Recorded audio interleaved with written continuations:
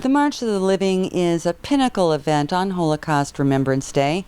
Since 1988, over 300,000 participants have marched from Auschwitz I to Auschwitz II Birkenau in tribute of the immense loss suffered by the Jewish people and, indeed, all of humanity. For Jewish and Israeli students of this educational program, the March of Commemoration in Poland is part of a larger journey that will culminate in the March of Celebration in Jerusalem.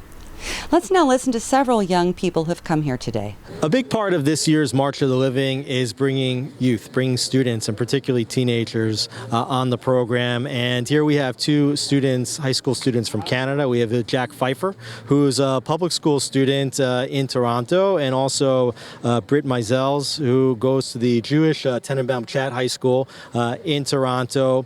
Tell me, what meaning does this trip have for you as a Jew, and also what meaning does it have for you now after October 7th?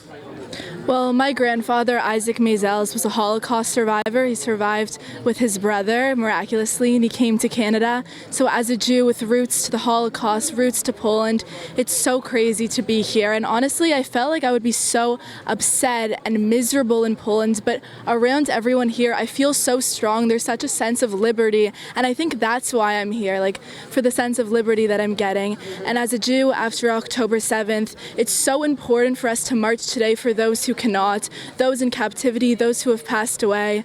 It's just so important to march for the people who aren't here to march with us. Yeah, I see that you're both wearing necklaces that you're actually marching on behalf of survivors that couldn't participate on the march, unfortunately. And tell me a little bit, Jack, about the Holocaust survivor that you're here representing today. And also, I'd like to know from you a little bit about what it is to be a Jew in a public school in Toronto at a time like this. Thank you very much. So, first of all, I'm marching for my great-grandmother, who is still alive today, standing at 94 years old. Her name is Leah Politzer, and she has had such a significant impact on my life growing up and currently. And growing up and hearing these stories about her experience means so much to me. And being here and being able to experience, she was actually in this camp. She was in Auschwitz and survived. And being here and seeing this sign that I've heard so much about is enlightening and means so much to me. What did she want you to take away from this trip?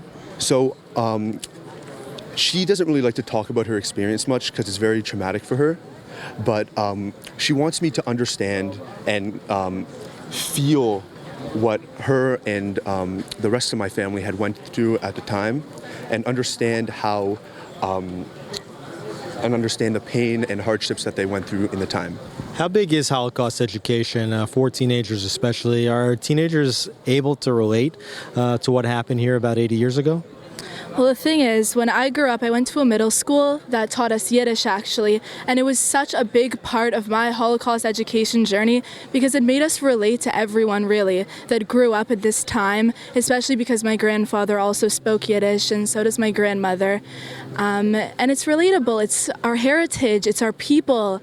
It's so important to learn our history. They teach it very, very well at my school, Tenenbaum Chat, and they make it in a way that breaks our heart but uplifts us so that we learn from the past so that it never happens in the future. So you go to Jewish school, you go to public school, but you're longtime friends. What kind of bond is this going on this trip together?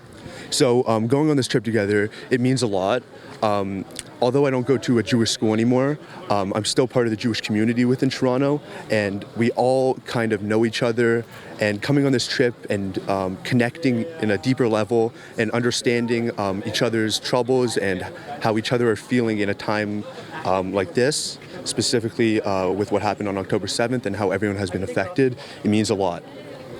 Jack, Britt, thank you so much for being with us here on the March of the Living. Thank you. It's our pleasure.